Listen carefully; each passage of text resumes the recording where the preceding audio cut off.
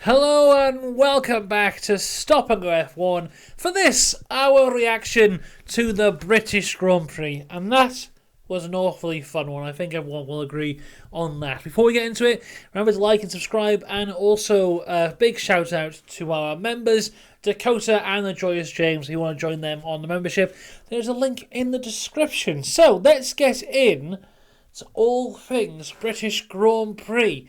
We start with the all-British top three, which has been a big talking point over the last 24 hours.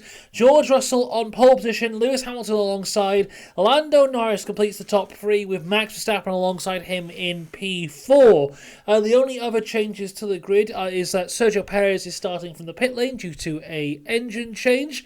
And in terms of tyres, it was Zhou and Ocon on the softs, Perez on the hards, everyone else on the mediums.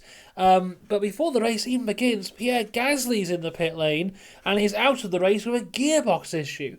Now, I might be wrong here, but I think this is the second time this has happened to Gasly this year. I think it was Saudi, but I'm not entirely sure. I'm sure that, though, Gasly has had another basically did not start because of a gearbox issue, which absolutely sucks for him. I mean, I was holding out hope for him this weekend because the Alpine have looked good over the last few weekends. He knew he was starting from the back anyway because he had like a 50-place grid penalty or whatever it was. So he had a lot of movement to make and unfortunately didn't get to show off anything at all. So unfortunate for Pierre Gasly there. Anyway, as the race does start, though, Russell gets away well. The one who is struggling, though, is Lando Norris, who in the second phase of the start, as they go into turn 3 and turn 4, gets passed by Max Verstappen.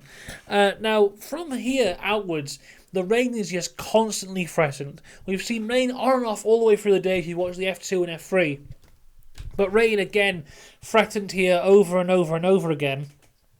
And what we kind of see is everyone really kind of playing it safe for a loss of the first quarter of the race because they know the rain is coming and they just only need to get there. So no one's really pushing the tyres, no one's really pushing anyone else. It's just kind of all staying safe to make sure the tyres will last to whenever that changeover point is. Because especially the guys on the mediums are going to have to push those mediums a little bit longer than they should in order to get to that period of rain.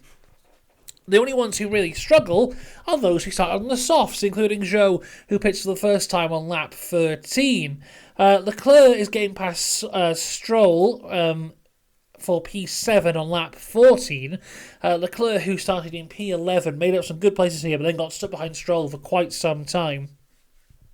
Norris closes in on Verstappen on lap 15, and this is when the first drops of rain start falling down. And a lap later, he's able to pass him with pretty much an easy move on Verstappen from Norris for P3 on lap 16. Verstappen really struggling to keep those tyres in the right position for him in the early parts of this race. As I said, had a good start, but then from there, really was just struggling. We'll get into it a bit more here, but gets passed by Piastri. Is this like 2 laps later? So he's down to P5. Then not long after that, Sainz was on the back of him. So Verstappen really trying to manage the tyres at the start of this race, really struggling and basically looked out of it at this point. On lap 18, though, Hamilton is on the back of Russell and he decides he's going to go for it. No team orders here from the Mercedes team, and Lewis Hamilton takes the lead of the race. But then into turn 1, both of them off, very wet into turn 1. Both of them don't get their braking right, and they both go off the track. This allows Lando Norris to come back, and he gets past Russell for P2. We get what I think is our only snitch watch of the race, Lando Norris telling off George Russell for his track rejoin. The DRS is disabled at this point, so the FIA is saying that the track is too wet to have DRS, and at this point, at certain parts of the track, it is very wet. At other parts, it's very dry. Through Magus and Beckett's, it's incredibly wet. Huge spray coming off the back of there, but Lando Norris fights through it to close in on Lewis Hamilton and take the lead of the race. Meanwhile, a few people lower down are trying to take a risk here. Leclerc and Perez both pit for intermediates, but the McLarens are flying as Piastri is able to get past Russell for P3 on lap 20. Ocon's in the pits. Lando Norris is off the track. Piastri passes Hamilton for P2 on lap 20. Zhou pits again lap 21.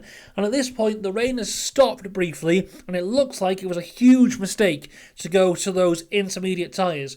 All the guys on intermediates are right at the back, and they're not gaining on the guys on the dry tyres. This is when DRS isn't enabled once again for a few laps, but then the rain comes again and DRS is disabled once again. Piastri has now properly closed in on Lando Norris as they battle for the lead here. Meanwhile, lap 27, Max Verstappen and Carlos Sainz enter the pits for the intermediates, as does Stroll, Hülkenberg, Ricciardo and Bottas. A lap later, it's time for the front four to decide. So you have Lando Norris, then Piastri, then it was Hamilton, then it was Russell. McLaren decide to pit Norris, but not Piastri. Then Mercedes decide to do the double stack. This was a huge mistake for McLaren. So as they come out here, Verstappen has got ahead of Russell due to his one extra lap on the Inters, gaining the time there. But McLaren have screwed Piastri massively. The rain has come down, he's on the dry tyres and he cannot cope. He's losing time all over the place. He pits the lap later. When Norris pitted, Norris was in the lead from Piastri. They were separated by less than a second. By the time Piastri comes out of the pits, he is 6th place and 6 seconds behind Carlos Sainz. So he lost a ton of time here. And this, for me, shows the difference between a Mercedes team, who are used to having these big fights in races, big championship battles, they're used to fighting at the front of the grid, and the McLaren team, who aren't used to it in recent times. Of course, they've had all their history of the many, many championships, but the team that are currently running McLaren are not used to being at the front of the grid making these big decisions. Because if you had just double stacked them, yes, Piastri would have lost time, but he would have lost maybe 1 or 2 seconds. Here, he lost multiple positions and then was 6 seconds behind the Ferrari, which was nowhere near the pace of the front runners for the entire weekend. So a huge mistake from McLaren here cost Piastri. And this wouldn't just cost Piastri, I think in the long run, it also cost Norris. Because towards the end, and we'll get there, when Max is closing in on those faster, hard tyres, if you have Norris and Piastri there, he has to get past both of them. But as it was, he just had to get past Norris, and he did it with ease. So really, real big mistake here from McLaren, and it's cost them a hell of a lot of points. Meanwhile, at Red Bull, Perez is pitting again, so that's great. And it's not going well for Mercedes either, because George Russell has to retire the car. They say on the radio it is a water system issue. What that means, I don't know, but devastating for George Russell, the man who was on pole. You know, they've been reporting, will it be an all-British podium? That was a lot of the talk in the build-up. No, it will not. George Russell not making it to the end of the race. At this point, people start moving back to the softs. Ricciardo Magnussen pit on lap 38, as does Hamilton and Max Verstappen. Max pits for the hards. Lando Norris stayed out another lap. Piastri pits for the mediums. He made sure he pit for the mediums on the radio. Very insistent, definitely the mediums. Leclerc and Perez pit. Norris comes in a lap later, so he's already lost time by staying out a lap longer than everyone else. When he comes in, he goes to the softs, despite having newer medium tyres available for him, and then also the pit lane is soaking wet. So as Norris comes in to go into the pit box, he locks up and he basically hits the guy on the front jack. That means he's massively off his spot in the pit box, which means everyone has to shuffle down to put the tyres on, so it costs him. He has a slow stop on there as well. So when he comes back out, he no longer has the lead. Lewis Hamilton has the lead, and that is the move that cost Lando Norris the race in the long run here. Meanwhile, back on the track, Max Verstappen is so fast on the hard tyres in the minute. The fastest man on the track for a lot of the time at this moment.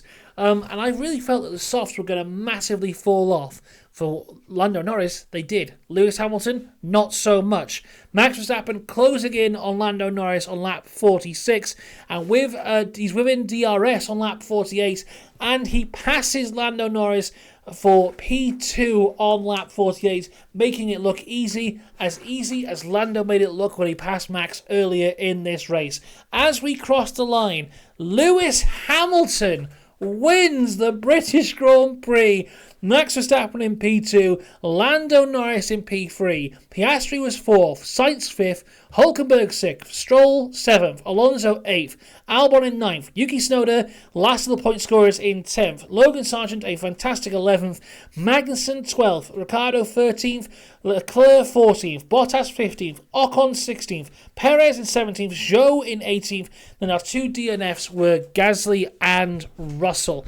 Wow, what a race that was. Let's just dissect some of the results here now. Starting with the race winner, Lewis Hamilton. His 104th race win.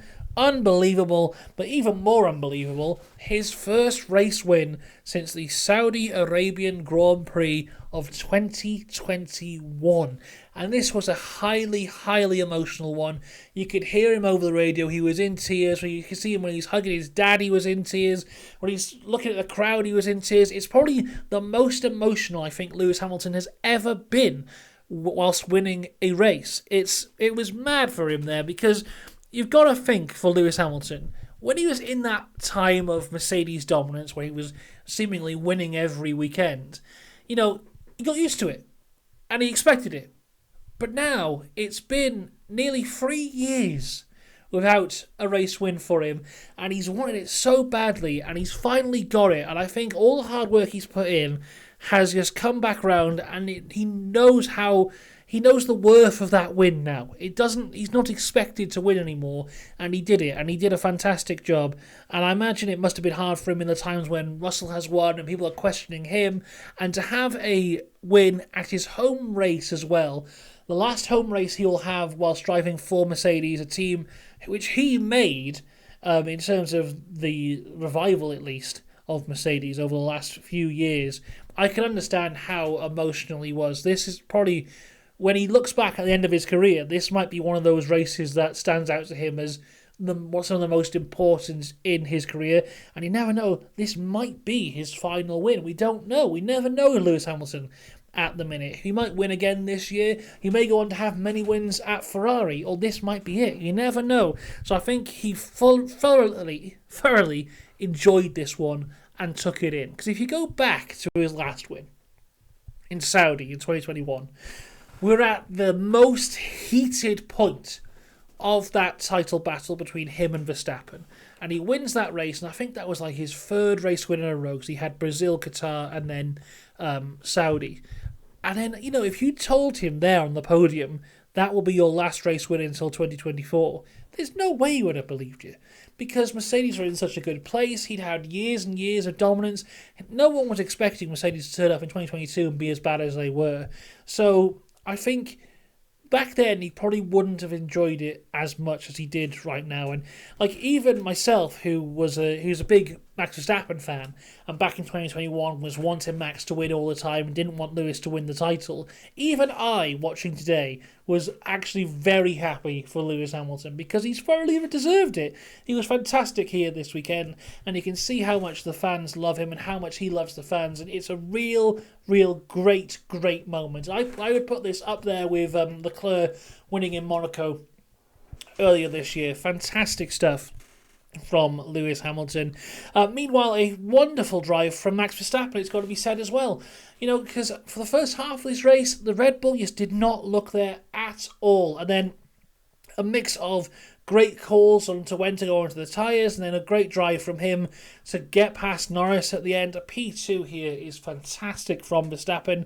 Norris looks very depressed at the minute.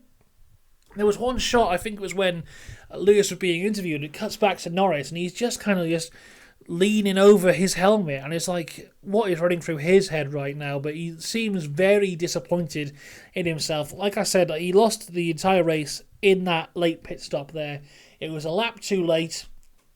It was for the wrong tyre, and he messed up going into the box. So a lot of things going on there. It's yet again, this is another race where you've got to say, Lando should have won. I mean, Austria we can count off because of the incident there.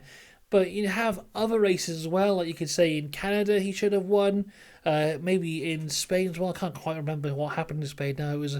It was a bit of a dull one, but maybe he could have won there. There's a few races that have happened now where Lando should have capitalised on it, and he hasn't. And I imagine that's what's going on in his head at the minute, because what we've seen from Lando over the last few years when he was searching for his first win is when it doesn't go his way, he does beat himself up a lot. And I see we're going back into that kind of mindset for Lando, which doesn't help anybody. P4 went to Oscar Piastri. Fantastic comeback from him. Once again, was screwed by the team, I feel. Which some might say is unfair to say, but it's not the first time. It's not the first time that McLaren have so blatantly chosen Lando over Piastri over the last few years. And I don't blame them for putting Lando in a good position. But you don't need to completely ruin the race of your second driver to put Lando in a good position. They could have just double stacked there. But still, a good comeback to be in fourth place there for Piastri. Sainz brings it home in P5 with the fastest lap. At the end, he had a big enough gap to pit for softs at the end, got a fastest lap, so an extra point there for Ferrari, which is fantastic. Hulkenberg, another P6, I voted for Hulkenberg for driver of the day. He wasn't even in the top 3, but Hulkenberg needs to have the praise here. Fantastic yet again from him. And then we go to 7th and 8th where we find Stroll and Alonso. Good points for Aston. Albon is in 9th. Great points for Williams.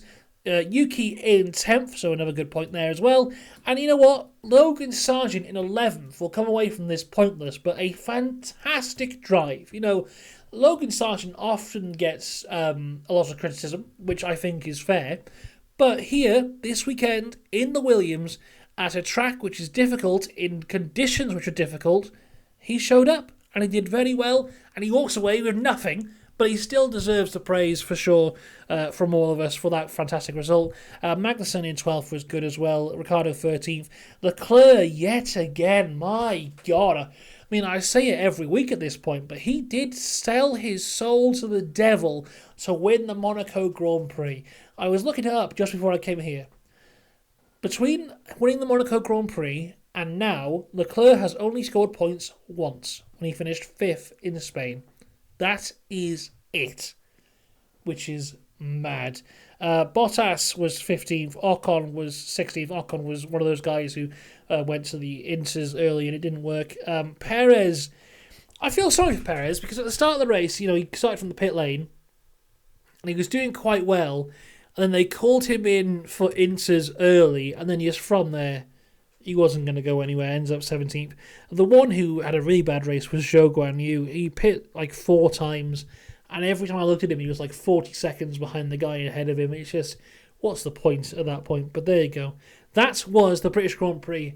Another great race in a great season. I think 2024 is turning into a wonderful season. I don't think we will have a title battle, but we now have had 6 different race winners, I think it is. So Max, Carlos, Lando, Leclerc, Russell and Hamilton now. So 6 race winners, which apparently is the same number of race winners that we had in 2021. And are we even at a halfway point yet? We might just be at halfway. So who knows who else could win in the rest of the season. But this is looking good. And you know what as well? This is shaping up to mean that next year's title battle will be good, because as we go towards 2026, we're going to have more focus on 2026 in terms of upgrades and stuff. So this time next year, I don't expect to see as many upgrades as we have this year, because they'll be focused on the year after. So basically how the cars will end this year is how they will start next year. So if we're this close now, I think next year is going to be a fantastic title battle. But there you go.